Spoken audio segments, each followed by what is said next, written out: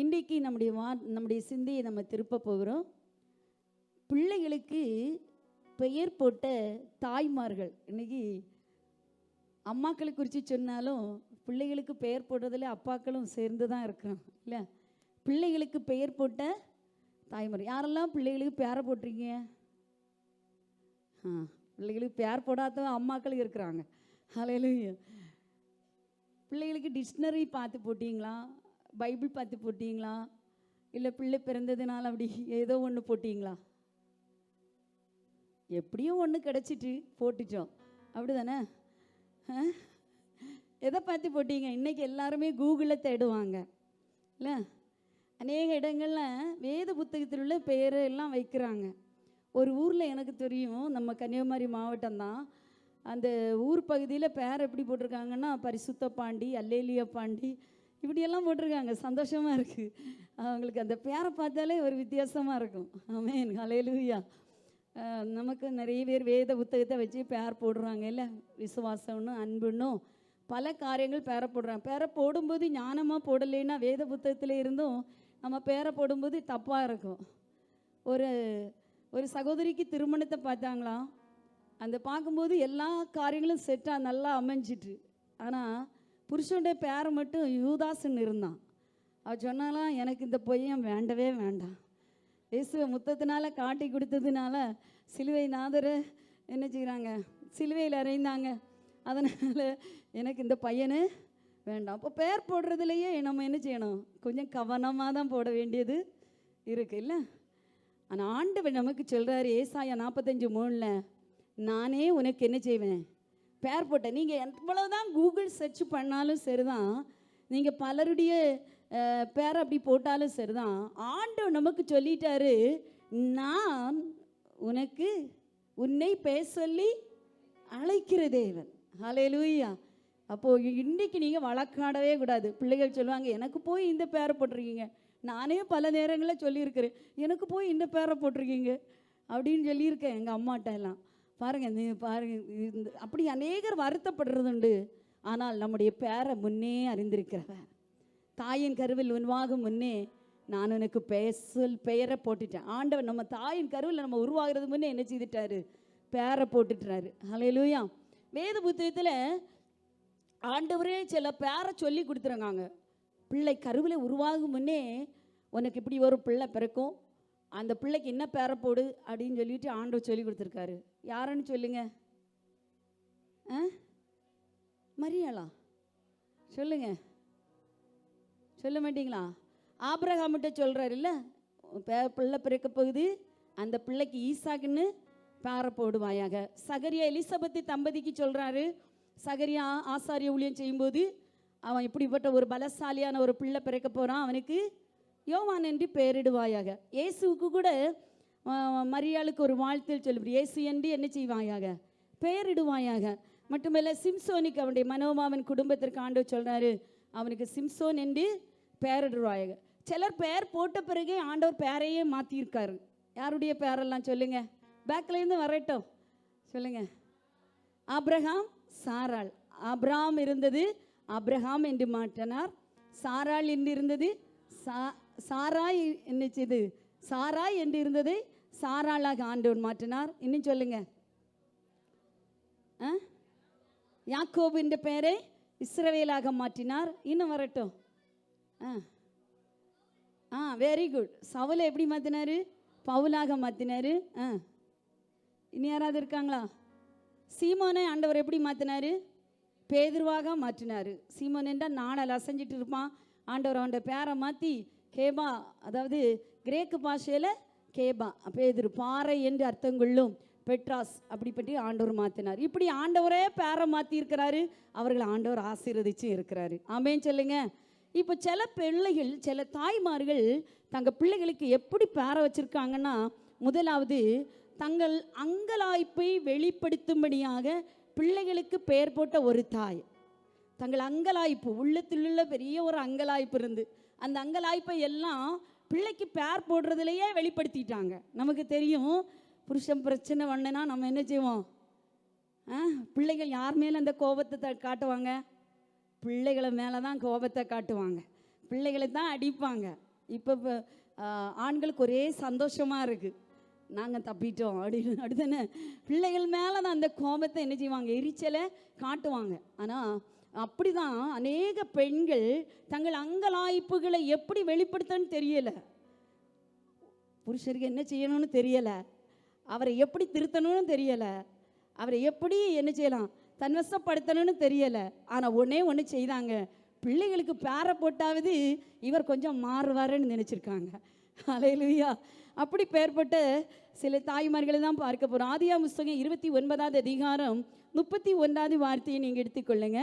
அங்கே ஒரு லேயாள், ஒரு தாய், லேயாள் தாய், அந்த தாயிடையே ஒரு அங்கலாய்ப்பு. அந்த வசனத்தை படிங்க, 29:31. லேயாள் அற்பமாய் எண்ணப்பட்டாள் என்று கர்த்தர் கண்டு அவள் கர்ப்பம் தரிக்கும்படி செய்தார். ராகேலோ மலடியா இருந்தாள். லேயாள் கர்ப்பவதியாகி ஒரு குமாரனை பெற்று கர்த்தர் என் சிறுமையை பார்த்தருளினார். இப்பொழுது என் புருஷன் என்னை நேசிப்பார் என்று சொல்லி அவனுக்கு ரூபன் என்று பெயர். நீங்க அதை தொடர்ச்சியான வசனங்களை எல்லாம் பார்க்கும்போது இந்த தாய் லேயாள் என்ற ஒரு தாயுடைய ஒரு அங்கலாய்ப்பு என்னன்னா, என் புருஷன் என்னை நேசிக்கல, இப்ப பிள்ளை பிறந்தவராகலும் என் புருஷன் என்னை நேசிப்பார் என்று சொல்லி அவனுக்கு என்ன பெயர் போட்டாரு, ரூபன் என்று பெயர் போட்டு. பாருங்க அவளுடைய அங்கலாய்ப்பு எல்லாம், இந்த புருஷர் எவ்வளோ நாளா நான் சமையல் பண்ணி கொடுக்குறேன், இந்த புருஷனை எப்படியெல்லாம் நான் நேசிக்கிறேன், ஆனால் இவர் மட்டும் என்னை நேசிக்க மாட்டேங்கிறாரு, இவர் என் மேலே பாசத்தையே வெளிப்படுத்தலை. ஆனால் அவ சொல்கிறா, இப்போ எனக்கு ஒரு குழந்தை கிடைச்சிச்சு, அந்த குழந்தை கிடைச்சதுனாலே ஆகலும் இவர் என்னிடத்தில் பாசமாக இருப்பார் என்று சொல்லி அந்த பிள்ளைக்கு ரூபன் என்று பெயரப்படுறார். ஹல்லேலூயா. சில அப்பாக்களும் அப்படிதான் மனைவிகளை ஒரு பிள்ளை பெறும் பாத்திரமாக நினைப்பார்களே தவிர அவருடைய உண்மையான அன்பை வெளிப்படுத்தவே மாட்டாங்க. ஹல்லேலூயா. ஒரு பிள்ளை பெறுகிறதற்காக மாத்திரம், என் மனைவியா அவ பிள்ளை பெறதுக்கு மாத்திரம்தான். அந்த பாசத்தை எப்படி வெளிப்படுத்தணும் தெரியாது. இந்த அம்மா சோர்ந்து போகிறாங்க, ராகேலுக்கே இவங்க கொடுத்துட்டே இருக்கிறாங்க, பாசத்தை கொடுத்துருக்காங்க, ஒரு விசையாகலும் என்னிடத்துல பாசத்தை வெளிப்படுத்த மாட்டாங்களா அப்படின்னு சொல்லி ஏக்கத்தோடு சொல்கிறாங்க. ஒரு விசையாகலும் என்னை நேசிக்க மாட்டாங்களா? தன்னுடைய பிள்ளையின் பெயர் மூலம் அந்த பாசத்திற்காக அவங்க ஏங்குகிறதை பார்க்கிறோம்.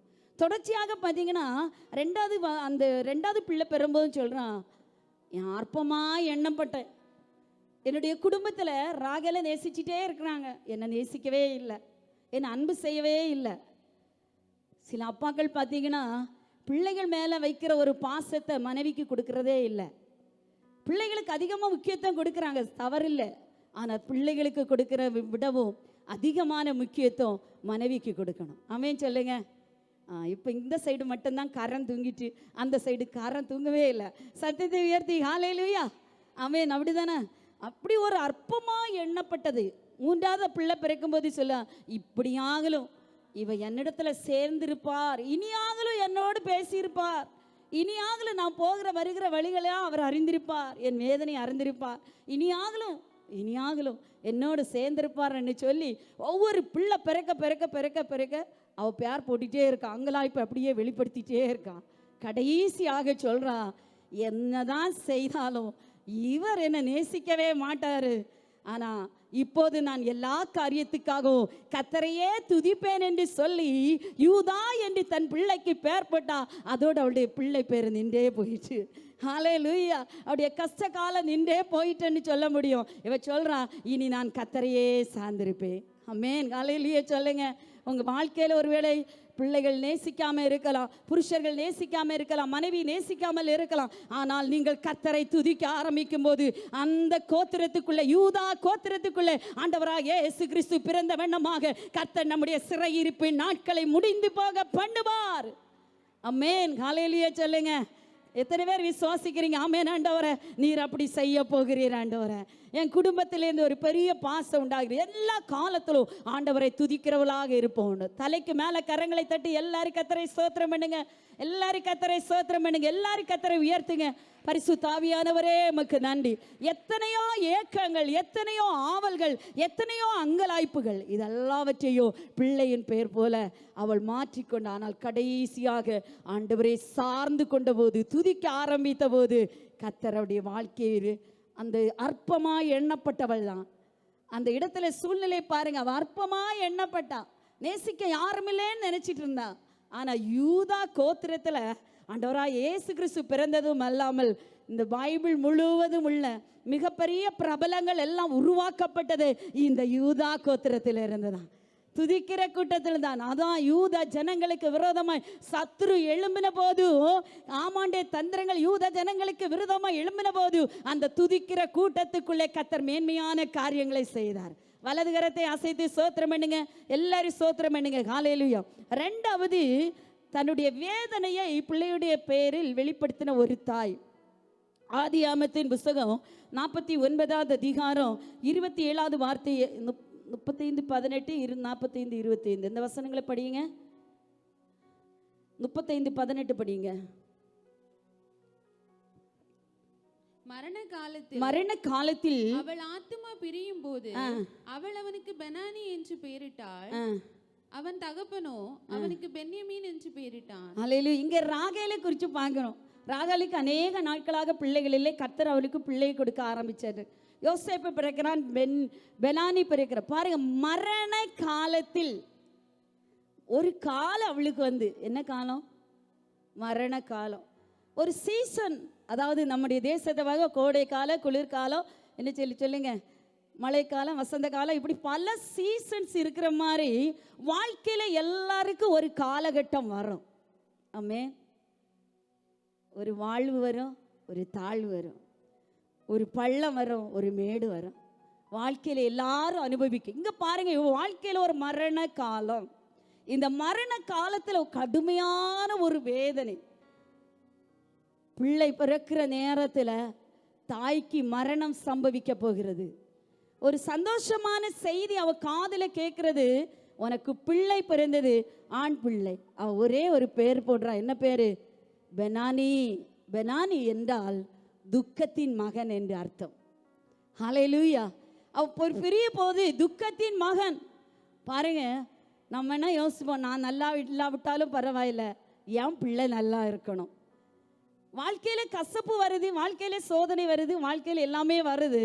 ஆனா அந்த கசப்பான நேரங்களை நான் எப்படி அதை ரியாக்ட் பண்றோம், எப்படி அதை மேற்கொள்கிறோம்? பாருங்க, அவன் அந்த இடத்துல பார்க்கிறோம், ஒரு மரண காலம் அவளுக்கு வந்தது, ஒரு பிரசவ வேதனை வந்தது. அது சாதாரண வேதனை அல்ல, கடுமையான வேதனை.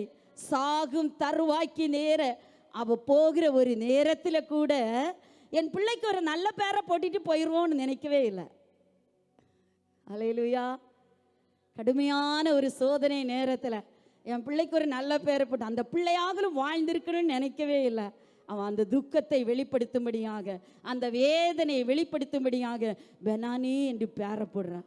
ஆனால் அந்த இடத்துல, அந்த வசனத்தில், அந்த பகுதியிலே பார்க்கிறோம், அந்த பேரை மாற்றி அப்பா பேரை போட்டுறாரு, பென்யமீன் என்று பேரை போடுறார். பென்யமீன் என்றால் வலது கரத்தின் மகன் என்று அர்த்தம். ஹல்லேலூயா. துக்கத்தின் மகனை மாற்றி அப்பா வித்தியாசமான ஒரு பேரை கொடுத்துட்டாரு, பென்யமீன். ஆமென் சொல்லுங்க. ஆனால் பாருங்க, அப்படி பென்யமீனாய் கர்த்தர் மாற்றின போது அங்கே பார்க்கிறோம், அவர்கள் பிற்காலத்தில் ஒரு யுத்த வல்லுநர்களாக மாறினார்கள். மாத்திரமல்ல, பழைய ஏற்பாட்டு சவுல், புதிய ஏற்பாட்டு பவுல், இவர்கள் எல்லாம் உருவாக்கப்பட்டது இந்த காலகட்டத்தில் தான். ஆமென் சொல்லுங்க. நம்ம செடிகளை பாருங்க, எல்லா நேரங்களும் பூக்காது, எல்லா நேரம் காய்க்காது. சில நேரங்களில் பார்த்தீங்கன்னா ஒரு இலையோ ஒரு பூவோ ஒரு காயோ ஒன்றுமே இருக்காது. ஆனால் ஒன்றே ஒன்று மட்டும் உண்மை, அந்த கோடை காலம் என்பது வரும்போது செடியிட இலைகள் தலைகள் எல்லாம் உதிர்ந்து காயமாகும். ஆனால் அந்த நேரத்தில் தான் இனப்பெருக்கம் நடைபெறும். அந்த விதைகள் என்ன செய்யும்? வெடித்து சிதறும். அது சிதற ஆரம்பிக்கும் போது பல விருட்சங்களை அது உருவாக்கி கொண்டே இருக்கும். ஆமென் சொல்லுங்க. அப்போ நம்முடைய வாழ்க்கையில சில சோதனையின் காலம் வரும், ஒரு பிரச்சனையின் காலம் வரும். அது பிள்ளைகளுடைய தீர்த்து விட வேண்டியவர்கள் அல்லன்னா, அந்த நேரத்தில் ஆண்டவரையே சார்ந்திருப்போமானா அந்த காலத்துல தான் ஒரு பிரசவம் நடக்கும். அங்கே இருந்தால் சில பவுல்கள் உருவாவார்கள். ஆமென் சொல்லுங்க. சில யுத்த வீரர்கள் உருவாவார்கள். எத்தனை பேருக்கு நான் பிரசங்கம் பண்ணது புரியுது? ஒரு அசைவே இல்லாமல் இருக்கிறேங்க. வலது கரத்தை அசைத்து ஆண்டவரே சோத்திர. ஒரு கோடை காலம் உண்டு தேவ ஜனங்களை. இந்த ஆராதனையில் இருக்கிற நீங்கள் கூட ஒருவேளை உங்கள் வாழ்க்கையில் ஒரு சோதனையின் காலகட்டத்தில் நீங்கள் வந்திருக்கலாம். ஒரு வேதனையின் காலகட்டத்தில் நீங்க வந்திருக்கலாம். இந்த நாளில் கர்த்தர் ஒரு வித்தியாசத்தை தரப்போகிறார். ஒரு பிள்ளை பிறக்க போகுது, அந்த ஆசீர்வாதம் உண்டாக போகுது. கர்த்தர் நன்மையானதை தருவார். வலது கரத்தை அசைத்து ஸ்தோத்திரம் பண்ணுங்க. ஹல்லேலூயா, ஹல்லேலூயா. இந்த வார்த்தைகளை கிடைக்கும் போதே நம்ம அப்படியே எடுத்துக்கொள்ளணும். இன்னைக்கு பாஸ்டர் மூல சொன்ன ஆண்டவர் சொந்த வீடு தருவேன்னு சொன்னார். அந்த வார்த்தையை ஆண்டவர் நிறைவேற்றுவார். ஹல்லேலூயா. பத்திரங்கள் கையெழுத்தாகும், பூமி இந்த மாதிரி நிறைவு கர்த்தருடையது. இதெல்லாம் ஆண்டு தருகிற வார்த்தைகளை நம்ம அப்படியே உட்கொள்ளும் போது கர்த்தர் நிறைவேற்ற வல்லமையுள்ள தேவன். ஆமென் சொல்லுங்க. ஹல்லேலூயா, ஹல்லேலூயா. கர்த்தர் உண்மையிலே நிறைவேற்ற வல்லமை உள்ளவர். அந்த பழைய வருட ஆராதனை கடைசி செய்தியாக ஆண்டவர் எனக்கு கொடுத்தது, நீ சகலத்தையும் திருப்பிக் கொள்வாய். இந்த நாள், இந்த மாதம் 12வது மாதம் வரும்போது நானே யோசிச்சேன், ஆண்டவரே நீ சொன்ன வார்த்தை எங்கேப்பா, இந்த வார்த்தை எப்படி நிறைவேறும்? இந்த வாரத்தில் கர்த்தர் எங்களுக்கு ஒரு அற்புதத்தை செய்தார். ஹல்லேலூயா. கர்த்தர் எங்களுக்கு ஒரு அதிசயத்தை செய்தார். தேவ ஜனங்களே, அந்த தேவன் இன்றைக்கும் ஜீவனுள்ள தேவனாய் இருக்கிறார். நீ சகலத்தையும் திருப்பிக் கொள்வார். வார்த்தையை பிடித்துக் கொள்ளும் போது கர்த்தர் அதிசயத்தை, கரங்களை தட்டி ஹல்லேலூயா, ஹல்லேலூயா, ஸ்தோத்திரிக்கிறோம் ஆண்டவரே. ஹல்லேலூயா, ஹல்லேலூயா, ஹல்லேலூயா. மூன்றாவது, தன்னுடைய கோபத்தை பிள்ளைகளுடைய பெயர் மூலம் வெளிப்படுத்தின ஒரு தாய். ஒன்று என்ன சொன்னேன்? தன்னுடைய அங்கலாய்ப்பை வெளிப்படுத்தின தாய். ரெண்டாவது, நீங்க எங்கே போயிட்டீங்க சொல்லுங்க? தங்கள் வேதனையை வெளிப்படுத்தின ஒரு தாய். மூன்றாவது, தன்னுடைய கோபத்தை தன்னுடைய பிள்ளை மேல் வெளிப்படுத்தின ஒரு தாய். ஆதியாமத்தின் புஸ்தகம் 38வது அதிகாரம் 29, 30 வார்த்தைகளை படியுங்க. ஆதியாமத்தின் புஸ்தகம் 38வது அதிகாரம். அது தன் கையை திரும்ப உள்ளே வாங்கி கொண்ட போது அதன் சகோதரன் வெளிப்பட்டான். அப்பொழுது அவள், நீ மீறி வந்ததென்ன? நீ மீறி வந்தது என்ன? இந்த மீறுதல் உன்மேல் நிற்கும் என்றாள். அல்லேலூயா. அதனாலே அவனுக்கு பாரேஸ் என்று பெயரிடப்பட்டது. பாரேஸ் என்றால் மீறி வருகிறது என்று அர்த்தம். இது யார் போட்டது? அம்மா தான் போட்டாங்க. அம்மாட்ட பக்கத்துல மறுத்து வச்சு நிக்கிறாங்க. அவ வயத்துக்குள்ள ரெட்டை பிள்ளைகள் இருக்கிறாங்க. அண்ணனும் தம்பியும் உள்ளே இருக்கிறாங்க. இப்போ அண்ணன் வர வேண்டிய ஸ்தானத்தில் யார் வந்தா? தம்பி ஏறி வந்துட்டாரு, மேலே வந்துட்டாரு. இந்த அம்மாவுக்கு கோபம் வந்துட்டு அம்மாட்ட சொல்லும்போது, நீ மீறி வந்தது என்ன? நம்ம சொல்லுவோம், என்ன நம்ம சந்தோஷப்படுறோம் இல்லை? அப்படி தானே? யாரெல்லாம் சந்தோஷப்படுவீங்கன்னு தெரியல. சரி, அவன் வர வேண்டிய ஸ்தானத்தில் இவன் தான் வந்தான் அப்படின்னு சொல்லி ஏதோ ஒன்று வந்துட்டு முன்னால் வந்துட்டு. இப்போ ஒரு ஆள் கையை நீட்டுறாரு, அவரை பிடிக்க போகிறதற்கு முன்பாக இவர் உள்ள வாங்கிட்டாரு. கையை என்ன செய்துட்டாரு? உள்ள சொல்லவே மாட்டீங்க, நீங்கள் சொன்னாதான் பிரசங்கமே ஓடும். சீக்கிரமாக சொல்லுங்க. என்ன செஞ்சுட்டாரு? உள்ள அவ பெருகிற போது ஒரு பிள்ளை கையை நீட்டு மறுத்து வச்சு அதன் பையன் என்ன செய்தான் பாருங்க. இதில் ஒரு சந்தோஷமான ஒரு செய்தி. கையை வெளியே நீட்டின உடனே உள்ளே போகலை, கையில் சிவப்பு நூல் கட்டுற வரைக்கும் வெளியே இருந்திருக்காரு. ஆனாலும் உள்ளே போன ஒரு சரித்திரமே கிடையாது இல்லை? கை வெளியில் வந்து மறுத்து வச்சு சிவப்பு நூல் கட்டின பிறகு அது புள்ள உள்ளே போயிருக்கு. உள்ளே போயிட்டு யார் வரா? மற்றவர் உள்ள வெளியே வராரு. இப்போ யாருக்கு முதல் பங்கு? யாருக்கு சேஷ்ட புத்திரம் பாகம்? இந்த பாரேஸுக்கு. அம்மாவுக்கு கோபம் வந்து, அவன் வர வேண்டிய ஸ்தானத்தில் நீ வந்துட்டியா அப்படின்னு சொல்லிட்டு அந்த கோபத்தை சாபத்தின் வார்த்தைகளாக கொடுக்குறாங்க. என்ன சொல்கிறாங்கன்னா, உன் மீறுதல் உண்மை இருக்கும். ஹல்லேலூயா. அந்த வார்த்தையை எப்படி கொடுக்குறாங்க? பிள்ளைகள் நமக்கு எல்லாரும் அருமையானவர்கள். பிள்ளைகளுக்கு தான் நம்ம எல்லாம் வாங்கி கொடுக்குறோம், எல்லாமே செய்கிறோம். ஆனால் சில நேரம் நம்முடைய கோபத்தை சாபத்தின் வார்த்தைகளாக பிள்ளைகளுக்கு போடுறோம். ஹல்லேலூயா. பிள்ளைகளுக்கு போடுறோம். ஆமென், ஹல்லேலூயா. நான் சொன்னேன், பாய்மார்கள் பேர் போடனால பிள்ளை போட்டேன். சில சகோதரிகள் என்னிடத்துல வந்து சொல்லியிருக்காங்க, சாபமாக போடுறாங்க. இந்த சாபத்தினா தான் என் வீடு விளங்காமே இருக்குது. என் வீடு இந்த சூழ்நிலையில் இருக்கிறதற்கு காரணம் எங்கள் அம்மா தான். இந்த வீடு இந்த சூழ்நிலையில் இருக்கிற நான் இந்த நிலைமையில் இருக்கிறதற்கு காரணம் எங்கள் அப்பா தான். இப்படி சிலர் சொல்கிறாங்க. ஆனால் சில தாய்மார்களை பற்றி பெருமையாக சொல்லுவாங்க, எங்கள் அம்மாவனால தான் நான் இன்னைக்கு உயிர் பிழைத்திருக்கிறேன். அப்படி ரெண்டு கேரக்டர் இருக்குது. இங்கே பாருங்க, பாரேஸ் என்ற பேரை போட்டு உன் மீறுதல் உன் மேலே தான் இருக்குன்னு சாபத்தின் வார்த்தைகளை தான் கொடுத்தாங்க. ஆனால் கர்த்தர் அந்த சாபத்தை எல்லாம் அவனுக்கு கொடுக்கல. ஹல்லேலூயா. தேவ ஜனங்களை நாம் சரியாக இருந்தால் அந்த சாபம் நம்ம மேலே பலிக்கவே பலிக்காது. நீதிமொழியுடைய புஸ்தகம் பாருங்க 26:2, அடைக்கலம் குருவி அலைந்து போவது போலவும் தகைவலான் குருவி பறந்து போவது போலவும் காரணமில்லாமல் இட்ட சாபம் என்ன செய்யாது? தங்காது. நீங்கள் இனி அந்த சாபம் எங்கள் அம்மாவை வச்சதுனால தான், எங்கள் அப்பா வச்சதுனால நினைக்காதீங்க. நீங்கள் உண்மையாக கர்த்தருக்காக இருப்பீர்கள்னா கர்த்தர் நம்மை ஆசீர்வதிப்பார். அந்த சாபம் வசனம் தான் சொல்லி, காரணம் இல்லாமல் இட்ட சாபம் நிற்கவே செய்யாது. கரங்களை தட்டி கர்த்தரை ஸ்தோத்திரம் பண்ணுங்க. சிலர் 3ஆம் வானம் வரைக்கும் எடுத்துக்கொள்ளப்பட்டிருக்காங்க. கரங்களை தட்டி, இப்போதான் தேவ தரிசனத்தை காண்கிற நேரம். எல்லாரும் கரங்களை தட்டுங்க. ஹல்லேலூயா. இந்த பக்கம் நல்லா தட்டுங்க. கர்த்தர் நல்லா தட்டுங்க. இன்னும் தட்டுங்க. ஆமென். ஹல்லேலூயா. அந்த பாரேசை ஆண்டவர் ஆசீர்வதித்தார். எப்படி ஆசீர்வதித்த? பாரேஸ் மீறி வந்ததெல்லாம் சரிதான், அது தேவ திட்டம் இல்லாமல் நடைபெறவே செய்யாது. தேவ திட்டம் இல்லாமல் ஒரு பேர் வந்திருக்கே செய்யாது.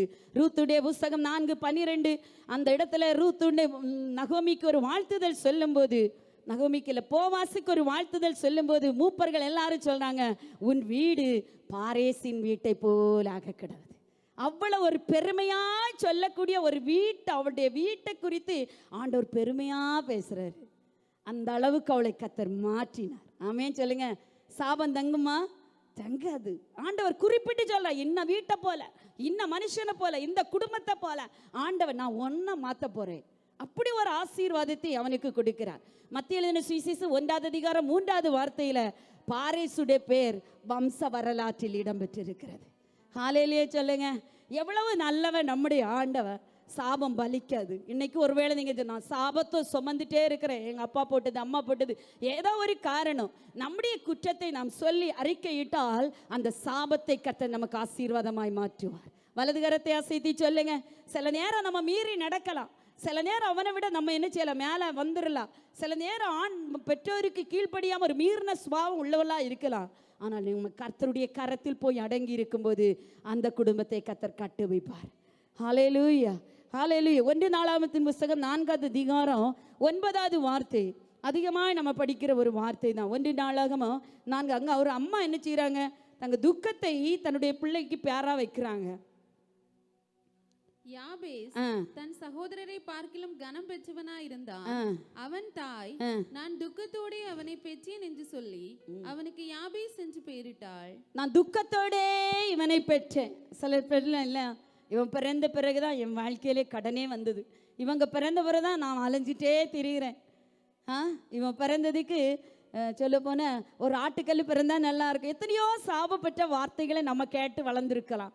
ஆனால் யாபேசுடைய தாயும், நான் துக்கத்தோடே இந்த பிள்ளை, என்ன துக்கம்னு தெரியலை, ஒருவேளை பிரசவ வலியினால் ஏற்பட்டதோ தெரியலை, இல்லை ஏதோ ஒன்று அவள் வாழ்க்கையில் நடந்திருக்கிறது. அந்த வாழ்க்கையின் தருணத்தை அவள் மேற்கொள்ளும் போது சொல்ல, நான் துக்கத்தோடே பெற்றேன் என்று சொல்லி யாபேஸ் என்று பெயரிட்டான். ஹல்லேலூயா. இந்த துக்கத்தை வெளிப்படுத்துகிறான். ஆனால் யாபேஸ் தன் தேவனாகிய கர்த்தரை நோக்கி செபிக்க ஆரம்பித்தான். ஆண்டவரே, நான் துக்கத்தின் மகன் அல்ல, நான் ஆசீர்வதிக்கப்பட்ட மகனாய் மாறணும். என் சகோதரர் எல்லாரையும் பார்க்கல நான் கனம் பெற்றவனாய் இருக்கணும். என் எல்கைக்கு ஒரு மாற்றம் வேணும். ஆண்டவர் அவன் ஆசீர்வதித்து அவன் வேண்டி கொண்டது எல்லாவற்றையும் கொடுத்தாராம். கரங்களை தட்டி கர்த்தரை மகிமைப்படுத்துங்க. கரங்களை தட்டி கர்த்தரை மகிமைப்படுத்துங்க. ஆமென். அவன் வேண்டி கொண்டது எல்லாவற்றையும். இந்த வசனங்கள் வரும்போது எப்போவுமே நம்ம கேட்குற வார்த்தைகள் தான். ஆனாலும் சொல்லணும், நான் வேண்டிக் கொண்ட எல்லாத்தையும் கர்த்தர் தருவான். ஹல்லேலூயா. ஒன்றுக்கு ஆகாது. சொல்லுவாங்க, இவன் முட்டாளா இருக்கிறான்னு சொல்லு, இவன் ஒன்றுக்கு உதவாதுன்னு சொல்லுவாங்க, ஒன்றுக்குமே பிரயோஜனம் இல்லைன்னு சொல்லுவாங்க. ஆனால் கர்த்தர் சொல்கிறாரு, நான் உன்னை எல்லாவற்றிலும் உன்னை ஆசீர்வதிக்க போகிறேன். ஹல்லேலூயா, ஹல்லேலூயா. இங்கே ஒரு கூட்ட தம்பி மேலே காணோமே, இங்கே இருந்த ஒரு கூட்ட தம்பி மேரங்க ஒரு 5 பேர் காணலைன்னு நினைக்கிறேன். இயேசு கிறிஸ்து வந்தார், ஏனோக்கு எடுத்துக்கொள்ளப்பட்ட போல எடுத்துக்கொள்ளப்பட்டாங்களோ தெரியல. ஹல்லேலூயா. கர்த்தர் நல்லவர். ஆமென். பாருங்க, அப்போ துக்கத்தின் நாட்கள் யாபேசுக்கு தாய் போட்டாலும், துக்கத்தின் வருத்தத்தை தன் பிள்ளைக்கு பேராக போட்டால் கூட அந்த துக்கத்தை மாற்றுகிற கர்த்தர் நம்மோடு கூட இருக்கிறார். நாம் வேண்டிக் கொள்கிறதுக்கு, நாம் நினைக்கிறதற்கு, நாம் எண்ணுகிறதற்கும் அதிகமாய் செய்கிற தேவன். யாரெல்லாம் வேண்டிக்க கண்ணை மூடி ஒரு நிமிஷம் வலது கரத்தை உயர்த்தி, நான் துக்கத்தின் மகன் என்ன அறியப்படுறேன், நான் அலைந்து திரிகிறேன் ஆண்டவரே, நான் பாரமாக இருக்கிறேன். அநேக சொல்றான், நான் பாரமாக இருக்கிறேன் ஆண்டவரே, என் சூழ்நிலை மாறட்டும். யாக்கோபு சகோதரர் எல்லாரையும் பார்க்கலும் பெஸ்ட், எல்லாரையும் பார்க்கலும் ஆண்டவர் அவனை கனத்தோடு நிறுத்துகிறாரு. ஒருவேளை படிப்பில் நீ குறைவாக இருக்கலாம், ஸ்டேட்டஸில் குறைவாக இருக்கலாம், எல்லாரும் உடுக்கிற மாதிரி உடுக்க முடியலை, எல்லாரும் போய் நிற்கிற இடத்துல சில நேரம் நிற்க முடியலை, சில நேரம் நம்ம ரிஜெக்ட் பண்ணுவாங்கல்ல. ஹல்லேலூயா, ஹல்லேலூயா. நேற்றைக்கு நல்ல ஒரு ஜெப முகாம் நீங்கள் எல்லாரும் மிஸ் பண்ணீங்க. நல்ல ஒரு வந்த பிள்ளைகளுக்கு ஆசீர்வாதமாக இருந்தது.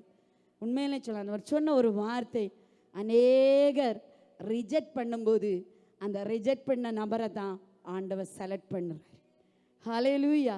தாவீது எல்லாருக்கும் பலி விருந்து செய் அப்படின்னு சாமுவேல் அழைப்பு கொடுக்குறான். பலி விருந்துக்கு அந்த குடும்பத்தையே அழைக்கும்போது தாவீது காட்டுக்குள்ள ஆடு மேய்ச்சிட்டே இருக்கிறான். எல்லாரும் பராக்கிரமசாலி, நல்ல மிலிட்ரி ட்ரெஸ்ஸோட நிற்கிறாங்க, யுத்த வீரர்களாக நிற்கிறாங்க, எல்லாருக்கும் ட்ரெஸ் இருக்குது, எல்லாருக்கும் வேலை இருக்குது, எல்லாரும் நல்ல சம்பளம் வாங்குறாங்க. ஆனால் தாவீதுக்கோ ஒரு அடைப்பை இருக்குது, மேய்ப்பனுக்குரிய வஸ்திரம் இருக்குது, வஸ்திரமும் இல்லை, வேலையும் இல்லை, உண்மையாக சொல்ல போனால் ராஜ வாழ்க்கையும் இல்லை, ஒரு காட்டுக்குள்ளே வாழ்ந்துட்டு இருந்தான். ஆண்டவர் எல்லாரையும் பார்த்து போக பண்ணி கடைசியாக ஒரு அழைப்பு கொடுக்கிறார், இன்னும் ஒருவன் உனக்குண்டா. ஹல்லேலூயா. இன்னும் ஒருவன் உனக்குண்டான்னு சொல்லி காட்டில் இருக்கிற மனுஷனை கொண்டு வந்து எங்க மாற்றுறாரு? ராஜாவாக மாற்றுறாரு. 40 வருஷம் இஸ்ரவேல் ஜனங்களை ஆட்சி செய்த ஒரு ராஜா. அது மட்டுமல்ல, தாவீதை ஆண்டவர் சொல்ற சர்டிபிகேட்டை கொடுக்கிறாரு, என் இருதயத்துக்கு ஏற்றவன். ஹல்லேலூயா. தாவீதின் கோத்திரத்தில் ஆண்டவராக இயேசு கிறிஸ்து தாவீதின் குமாரனாக பிறக்கிறார். ஆமென், ஆமென். தாவீதின் குமாரனாக ஆண்டவர் அப்படிப்பட்ட ஒரு ஆசீர்வாதம். எங்கே நம்ம தள்ளப்படுறோமோ அங்கே கத்தர், யாபேசு கத்தரை நோக்கி கேட்குறான். கொஞ்சம் விண்ணப்பங்களை அவன் வைக்கிறான். ஆண்டவரே, என்னை ஆசீர்வதிங்க, உம்ம கரத்தை என் மேலே வச்சுங்க, தீங்கு என்னை துக்கப்படுத்தக்கூடாது, என் எல்லையை விரிவாக்குங்க. இந்த 5 வகையான ஜபத்தை அவன் சொல்லும் போது அவன் வேண்டிக் கொண்ட 5 விதமான ஆசீர்வாதத்தை ஆண்டவர் கொடுத்து எல்லா சகோதரர்களை பார்க்கலும் அவனை ஒருபடி மேலாக வச்சு கனப்படுத்தி வைத்தார். கரங்களை தட்டி, கனம் நமக்கு வரும், மகிமை நமக்கு வரும், அது கர்த்தரால் தான் வரும். கரங்களை தட்டி ஸ்தோத்திரம் பண்ணுங்க. ஆண்டவரே, நீர் என்னை கனப்படுத்துகிற நாள். யோசுவாவை எல்லா ஜனங்களுக்கு முன்பாக ஆண்டவர் கனப்படுத்தினார். கனப்படுத்துகிற நாளுக்காக ஸ்தோத்திரம். ஹல்லேலூயா. கடைசியாக 1 சாமுவேலுடைய புத்தகம் 4வது அதிகாரம் 21வது வார்த்தையை நீங்க படியுங்க. 1 சாமுவேலுடைய புத்தகம் 4வது அதிகாரம் 21வது வார்த்தை. தேவனுடைய பெட்டி பிடிபட்டு அவளுடைய மாமனும் அவளுடைய புருஷனும் இறந்து போனபடினால் அவள் மகிமை இஸ்ரவேலை விட்டு போயிற்று என்று சொல்லி அந்த பிள்ளைக்கு இக்கபோத் என்று பெயரிட்டாள். ஹல்லேலூயா. அருண், அந்த தம்பி மாதிரியும் அந்த வெளியே நிற்க பிள்ளைகளை உள்ள கொண்டு வா. பிள்ளைகள் அப்படி உட்கார்ந்து தான் பழகணும், சர்ச்சுக்குள்ளே அங்கங்கே விளையாடிட்டு இருக்க கூடாது. ஒரு பெரம்பெடுத்துக்க அதுலேருந்து. ஏன்னா சர்ச்சில் அடிபட்டதுன்னா ஏன் வேதனையோடு நான் சொல்கிறேன்னா, ஃபஸ்ட்டு போன வாரம் அந்த அபினதாப் அந்த ஒரு சம்பவத்தை சொன்னார். போன வாரத்தை முந்தின வாரம்னு நினைக்கிறேன். அபினதாபுடைய வீட்டில் பெட்டி எத்தனை வருஷம் இருந்தது? 20 வருஷம். 20 வருஷம் பெட்டி எங்கே இருக்குது? உடன்படிக்கை பெட்டி அபினதாபின் வீட்டில் தான் இருந்து. உடன்படிக்கை பெட்டியை நடத்திட்டு போகிறாங்க எருசலேமுக்கு நேராக. 20 வருஷத்தில் நடத்தி அதை புது ரதத்தின் மேலே ஏற்றி அதை மேலே நடத்திட்டு போகிறாங்க. அந்த வீட்டில் இருந்த அபினதாபுடைய மகன் ஊசா நடத்த தெரியலை. அவனுக்கு என்ன தெரியலை? பெட்டியை நடத்த தெரியலை. நடத்த தெரியாததினால அவன் வீட்டில் தான் இருந்து, அவனுக்கு ஒரு என்ன சொல்லலாம், ஒரு பழக்க தோசை இருந்திருக்கல. என் வீட்டில் இருந்த பெட்டி, என் வீட்டில் இருந்து இதை போய் சும்மா நடத்திட்டு போகலாம். அவன் போகும்போது மாடுகள் என்ன செய்யுது, மாடுகள் முரண்ட போது அவன் என்ன செய்கிறான், அந்த பெட்டி என்ன செய்கிறான், பிடிக்கிறான். கர்த்தர் அடிச்சாரு, அன்னைக்கு அவன் செத்துறான். அதனால தான் சர்ச்சுக்குள்ளே வரும்போது கொஞ்சம் கூட தெய்வ பயம் நமக்கு வேணும். யாரும் மடி வாங்கக்கூடாது. ஏன் 20 வருஷமாக அவன் பாதுகாத்தான்ல அந்த உடன்படிக்கை பெட்டியை. 20 வருஷம் அவன் வீட்டில் தானே இருந்து. ஆனால் நடத்திய விதம் தவறு, நடந்து போன விதமும் தவறு. பெட்டியை ஆசாரியர்கள் சுமக்கணும், மாடுகள் சுமக்க ஆரம்பித்தது. சரியில்லாத நடத்துறது சரியில்லாமல் போனபோது அப்போதான் சர்ச்சுக்குள்ளே நம்ம வரும்போது பேசாதீங்க, ஜெபம் பண்ணுங்க, கதை பேசாதீங்க, இதெல்லாம் நம்ம பேசுகிறதற்கு காரணம் என்னென்னா, ஒருவேளை நடத்துகிற விதம் சரியில்லைன்னு. நம்ம தான் ஆலயத்தில் தான் இருக்கிறோம், ஆனால் விதம் சரியில்லாமல் போகும்போது அடி வாங்குவது யாரு? அபினதாபு கிடையாது. அபினதாபுக்கு பிள்ளைகள். வேதத்தை மறந்தால் கர்த்தர் பிள்ளைகளை என்ன செய்வார்? மறப்பார். நம்ம வேதத்துக்கு முரண்பாடாக மாறினா கர்த்தர் பிள்ளைகள் மேலே தான் கை வைப்பார். அதனால தான் நம்ம தண்டிக்கிறோம். சரியா? சரி, ஓகே. பாருங்க, இங்கே பாருங்க, 1 சாமுவேல் 4:21 படிங்க. தேவனுடைய பெட்டி பிடிபட்டு அவளுடைய மாமனும் அவளுடைய புருஷனும் இறந்து போனபடினால் அவள் மகிமை இஸ்ரவேலை விட்டு போயிச்சு என்று சொல்லி அந்த பிள்ளைக்கு இக்கபோத் என்று பெயரிட்டாள். இது என்னன்னா, தன்னுடைய ஆத்தும பாரத்தை பிள்ளையின் மூலம் வெளிப்படுத்துற ஒரு தாய். அப்படின்னா உடன்படிக்கை பெட்டி பிடிபட்டு போயிடுச்சு, இப்போ பிள்ளை பிறகுது, இவளும் சாக போறா. பிலகாசின் மனைவி சாக போறாங்க. சாகிற நேரத்தில் ஒரு பிள்ளை பிறகு மருத்துவச்சி சொல்றாங்க, பாரு பாரு பாரு, உனக்கு ஆம்பளை பிள்ளை பிறந்துச்சு. ஆம்பளை பிள்ளை பிறந்தாலே எல்லாருக்கும் சந்தோஷம்தான். சரி, ஆம்பளை பிள்ளை பிறந்துச்சு, ஹல்லேலூயா. பிறக்கிற காலத்தில் சந்தோஷம். திருமணம் ஆன பிறகு எல்லாருக்கும் நிறைய பேருக்கு முகநாடி என்ன செய்யும்? வேறுபட ஆரம்பிக்குது. பிறக்கும்போது மிகுந்த சந்தோஷம். என்னது? ஆம்பளை பிள்ளை கிடச்சி, இனி பாரமே இல்லை. அப்படிதானே? வாரம் இப்படியெல்லாம் சொல்கிறேன். இங்கே அவளுக்கு ஒரு நற்செய்தி சொல்கிறாங்க, உனக்கு ஆம்பளை பிள்ளை பிறந்துட்டு. சாக போகிற நேரத்தில் அவன் அதன் மேலே சிந்தையும் வைக்கலை, அந்த பேச்சை கேட்கவும் இல்லை. அவருடைய இருதயம் எப்படி இருந்தது? உடன்படிக்கை பெட்டி பிடிபட்டு போயிட்டே. ஒரு ஆத்தும வருத்தம், ஆலயத்தை குறித்த வருத்தம்.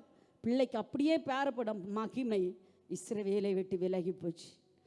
பிள்ளையே பிறச்சதோ, ஆண் பிள்ளை கிடைச்சது மேலே சிந்தையோ கவனமோ செலுத்தவே இல்லை. அவருடைய வருத்தம் எல்லாம் ஆண்டுடைய ஆலயம் சீர்கிட்டு போயிட்டு. புருஷன் இறந்து போனான், அவனுடைய சகோதரன் இறந்து போனான், மாமா இறந்து போறாரு. இப்போ பிள்ளை பிறந்து பிரயோஜனம் இல்லை, உடன்படிக்கை பெட்டியும் பிடிபட்டு போயிட்டு. இவ்வளவு துக்ககரமான செய்திகளை வாழ்க்கையில கேட்கும்போது அந்த பிள்ளை மேலே அவள் கவனம் செலுத்தலை. இக்கோபோத் என்று பெயரிட்டா. ஹல்லேலூயா. உண்மையிலே சொல்கிறேன், நம்முடைய வாழ்க்கையில் ஒரு இக்கோபோத்து பிறக்கவே கூடாது. ஆமென். ஒரு இக்கோபோத்து உருவாகவே கூடாது. மகிமை நம்மை விட்டு விலகி போகவே கூடாது. லூக்கா எழுதின சுவிசேஷம் 1:60 வார்த்தையிலே கூட யோவான் என்று எலிசபெத்து சகரியா தம்பதிகள், எலிசபெத்து ஒரு பேரை போடுறா, யோவான் என்று பேரை போட. உறவுகாரர்கள் எல்லாம் சொல்கிறாங்க, சகரியான்னு பேர் போடுற, அப்பா பேரை போட்டுரு. யோவான் என்று இதுவரைக்கும் ஹிஸ்ட்ரியில் எப்படி ஒரு பேர் வந்ததே இல்லை. யோவான் என்று ஹிஸ்ட்ரியில் இப்படி ஒரு பேர் வந்ததே இல்லை. நீங்கள் என்ன செய்ய, அப்பா பேரில் சகரியான்னு பேரை போடு. இவ சொல்கிறா, இல்லவே இல்லை, யோவான் என்று பேர் போடணும். ஏன்? கர்த்தர் எனக்கு வாக்கு கொடுத்தார், இவன் பேர் யோவான் தான்.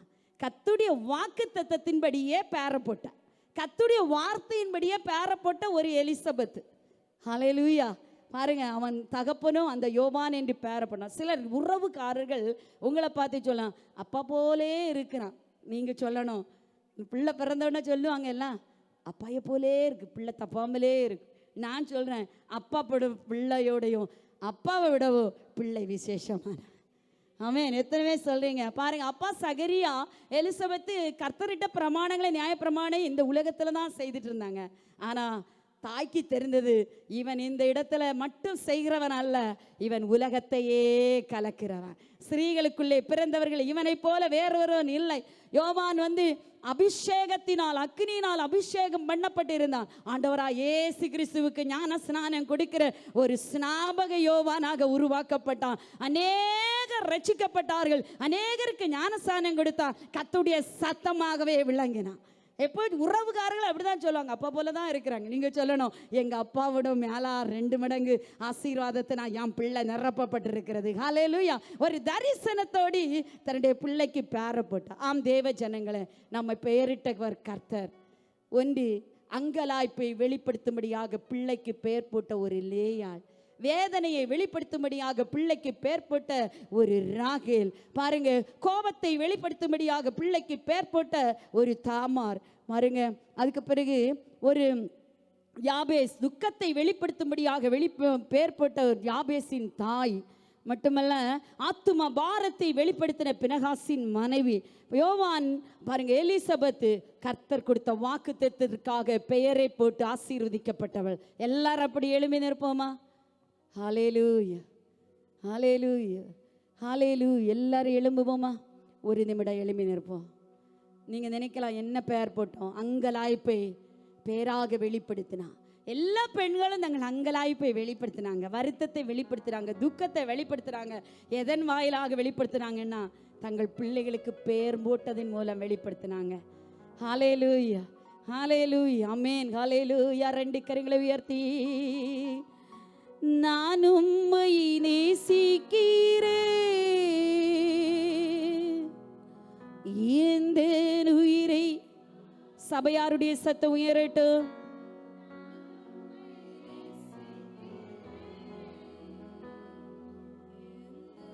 உயிரை பார்க்கிலு ஆராதிப்பேன் உம்மை நான் உண்மை மனதுடன். ஆண்டவரே,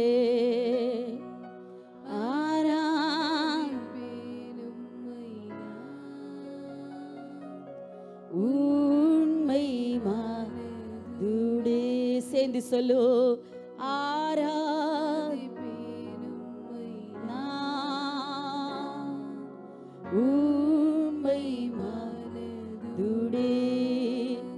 ஒவ்வொரு நாட்களிலும் பிரியாமல் கடைசி வரை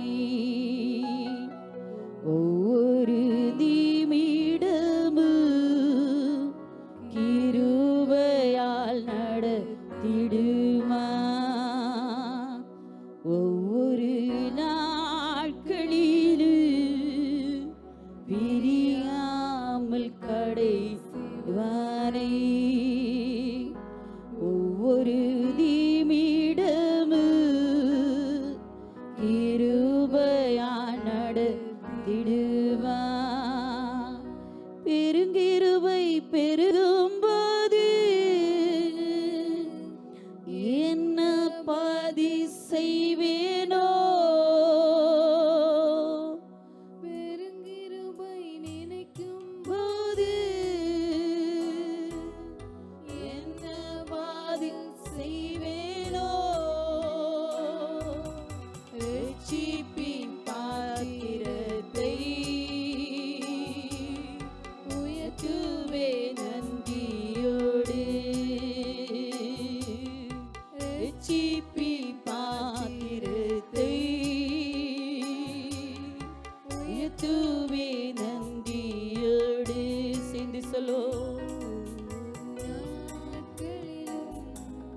பிரியாமல் கடைசி வரை. அப்பா, கிருபை. சபையாருடைய சத்தம் இன்னும் உயரட்டும். ஆண்டவரே, கிருபையால் நடத்துங்கப்பா.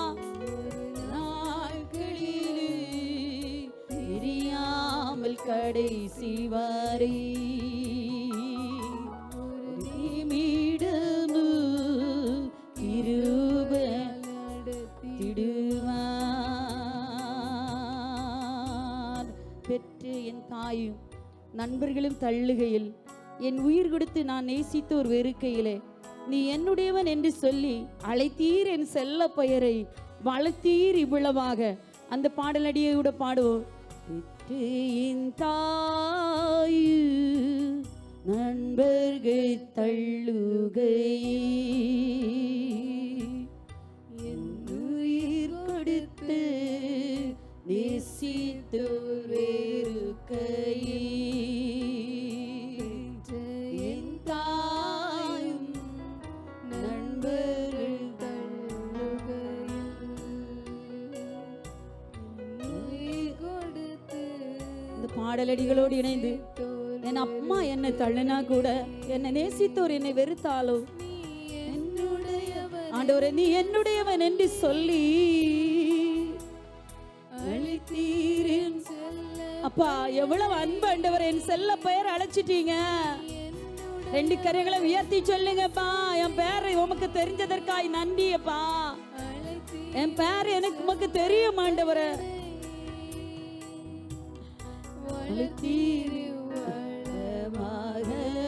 வளர்த்தீர் ஆண்டவரே இவ்வளவாக உங்க மாம மகிமைக்காக வளர்த்தீரு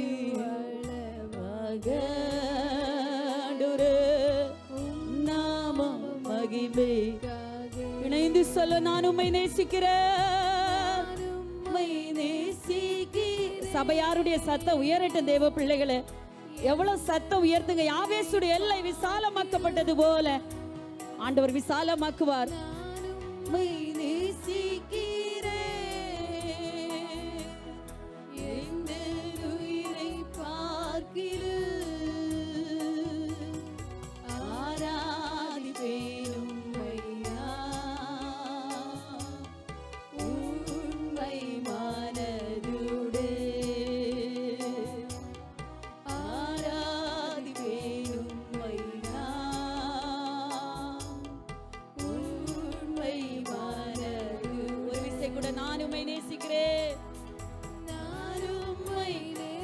இந்த அடிய சத்தத்தை உயர்த்தி பாடுங்க.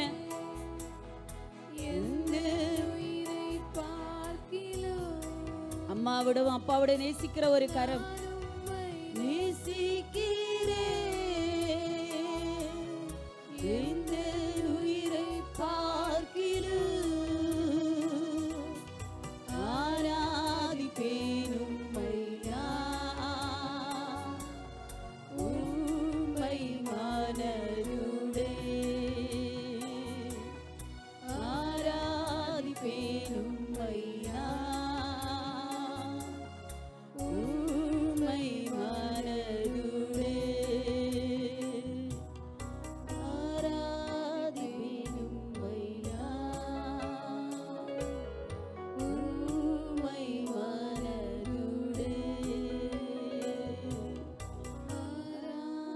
ஆராதிப்பேன் உம்மையா, உம்மை மனதுடே. தங்கள் அங்கலாய்ப்பை, தங்கள் வேதனையை, தங்கள் துக்கத்தை, தங்கள் கோபத்தை, தங்கள் ஆத்தும வாரத்தை எப்படியாகல நம்ம மேல திணிக்கும்படி நமக்கு பல பேர் போட்டிருக்கலாம். ஆனால் அந்த பேருக்கு உரியவராகிய நம்முடைய ஆண்டவர், அந்த பேர் சொல்லி அழைத்த மேல ஆண்டவர் அந்த எல்கைக்கு அப்பாற்பட்டு நம்மை ஆசீர்வதிக்க போகிறார். எத்தனை பேர் சொல்றீங்க? 2 கரங்களை உயர்த்தி சொல்லுங்க. யார் என்ன பேர் வேணாலும் போடட்டும், ஆனால் உன்னை ஆசீர்வதிக்கிற தேவன். யாபேசுடைய எல்லைக்கு ஒரு மாற்றத்தை ஆண்டவர் கொடுத்தார். யூதா கோத்திரத்து சிங்கமாய் ஆண்டவர் வெளிப்பட்டு வந்தார். ஹல்லேலூயா. பென்யமீன் கோத்திரத்திலே அப்போஸ்தலனாகிய பவுலை ஆண்டவர் உருவாக்கி தந்தார். ஹல்லேலூயா. பாரீசுடைய குடும்பத்தை ஒரு வீட்டுக்கு ஒரு மாதிரியான குடும்பமாய் ஆண்டவர் மாற்றி வார்த்தையை கொடுக்கிறார். உன் வீடு பாரீசுடைய வீட்டை போல ஆக கடவது. ஹல்லேலூயா. ஆண்டவர் ஒவ்வொருடைய பேருக்கு பின்னாக வச்சிருக்கிற மறைபொருள் வித்தியாசமானது தேவ ஜனங்களே. ஒவ்வொருக்கு பேருக்கு பின்னாக ஆண்டவர் வைத்திருக்கிற நோக்கம் வித்தியாசமானது. ஹல்லேலூயா. யோவானை ஆண்டவர் ஒரு ஸ்நாபக யோவானாக ஆண்டவர் மாத்தினார். தலைக்கு மேல கரங்களை கட்டி இப்படிப்பட்ட எல்லா ஆசீர்வாதங்களும் நம்ம மேல வெளிப்பட்டு வருவதாக கரங்களை தட்டி ஸ்தோத்திரத்தோடு சோமிடுங்க. ஆண்டவரே, இப்படிப்பட்ட நன்மைகளை எங்களுக்கு தந்ததற்காக, இந்த ஆராதனையில தந்ததற்காக உமக்கு நன்றி தகப்பனே, நன்றி. நல்ல கை தட்டி ஆண்டவரை துதிப்போம். இயேசு ஜீவிக்கிறார், இயேசு இன்றும் ஜீவிக்கிறார், இயேசு இன்றும் ஜீவிக்கிறார். நமக்கு ஒரு செல்ல பெயரை இயேசு இட்டிருக்கிறார். அந்த பெயர் சொல்லி நம்மை அழைத்திருக்கிறார், நம்மை அறிந்திருக்கிறார். அவர் நம்மை ஆசீர்வதிக்கிறார். நல்ல கை தட்டுங்க. ஹல்லேலூயா. இயேசு நம்மை ஆசீர்வதிக்கிறார். நம்முடைய பெயரை பெருமைப்படுத்துவார். ஹல்லேலூயா. அங்கலாய்ப்புகள் எல்லாம் மாற்றுவார். ஹல்லேலூயா. வருத்தங்கள் எல்லாம் மாற்றுவார், துக்கங்கள் எல்லாம் மாற்றுவார். மகிமை தேவன் நம்முடைய வாழ்க்கையில திரும்ப தருவார். ஹல்லேலூயா. நன்றி அப்பா. எங்களை அதிகமாய் நேசிக்கிற நல்ல ஆண்டவரே, பரலோகத்தின் பிதாவே, இந்த பரிசுத்த ஓய்வு நாளின் காலை வேளையில் உம்முடைய ஆலயத்திலே கூடி வர உம்மை பாட, துதிக்க, ஆராதிக்க இந்த நன்மைகளில் ஒரு பங்கை உம்முடைய ஆலயத்தில் நன்றி பலிகளாய், உற்சாக பலிகளாய், முதல் பலன்களாய், தசம பாகங்களாய், காணிக்களாய் செலுத்துகிற கிருபைக்காய் நன்றி. ஹல்லேலூயா. கோடா கொடி ஸ்தோத்திர வார்த்தைகளை எங்களுக்கு தந்தீர், உமக்கு நன்றி. இப்பொழுது நம்முடைய அடியவர்களை சமாதானத்துடன் புகிறீர், உமக்கு நன்றி. இந்த வாரம் உள்ள கேரல் ரவுண்ட்ஸ் இதர ஊழியங்கள் எல்லாம் அனுகிரகமாய் ஆசீர்வாதமாய் அமைய கர்த்தர் உதவி செய்தல வேண்டுமே ஜெபிக்கிறோம். எங்களை தரை மட்டும் தாழ்த்துகிறோம், அர்ப்பணிக்கிறோம், ஒப்பு கொடுக்கிறோம். பெரிய காரியங்களை செய்யுங்க. இசைத்த பாடல்களை பாடிய ஆராதனையில் ஒவ்வொரு உதவியாக அந்த ஒவ்வொருவரையும் ஆசீர்வதிப்பதர்களும் பாச செல்வினை விசேஷமாய் ஆசீர்வதிங்க. என்னுடைய மனைவி பிள்ளை ஆசீர்வதிங்கப்பா. என்னுடைய வாக்குத்தங்கள் நன்மைகள் வெளிப்பட்டு வர பண்ணுங்க. ஆண்டவரே, எப்பொழுது நம்முடைய மக்களை சமாதானத்தோடு ஜெயத்தோடு காத்து பெண்கள் சிறப்பு கொடுகை, ஆண்களுடைய சிறப்பு கொடுகை, ஆமீன். ஆலயத்தில் அலங்கார வேலைகள் எல்லாம் செய்ய நம்முடைய பிள்ளைகள் உதவி செய்திருளுங்க. இயேசு மூலம் ஜெபிக்கிறோம், ஒப்பு கொடுக்கிறோம். செல்வின் ராஜ் சகோதரனுக்காக ஜெபிக்கிறோம். வெளிநாட்டிலிருந்து பாதுகாப்பாய் கொண்டு வந்தீரே ஆண்டவரே. ஆஸ்பத்திரியில் சிகிச்சை பெறுற மகனுக்கு பரிபூர்ண சுகத்தை கொடும். இந்த மகனுக்கு ஒரு பரிபூர்ண அற்புதம் நடக்கட்டும். கலங்கி வந்த தாயாருடைய கண்ணீரை துடைப்பீராக சுவாமி. ஹல்லேலூயா. வியாதிப்பட்ட பலவீனப்பட்ட பிள்ளை எல்லாம் பலப்படுத்தும். இயேசு மூலம் ஜெபிக்கும் பொழுது எங்கள் ஜெபம் கேளும் ஜீவனுள்ள நல்ல பிதாவே, ஆமென். ஆத்துமாவே கர்த்தரை ஸ்தோத்திரி, முழு உள்ளமே பரிசுத்த நாமத்தை ஸ்தோத்திரி. என் ஆத்துமாவே கர்த்தரை ஸ்தோத்திரி, அவர் செய்த சகல உபகாரங்களை மறவாதே. ஆமென். ஆசீர்வாதம் நமது ஆண்டவராகிய இயேசு கிறிஸ்துவுடைய கிருபையும் பிதாவாகிய தேவனுடைய அன்பும் பரிசுத்த ஆவியுடைய அந்யோன்ய ஐக்கியமும் இன்றும் சதா காலங்களிலும் நம்ம நிர்போடும். ஆமீன். கேட்டுக்கொண்ட ஒவ்வொரு வார்த்தைகளோடும் அவர் வருகை மட்டும் ஆமென்றும் ஆமென் நிலைத்திருப்பதாக. ஆமென்.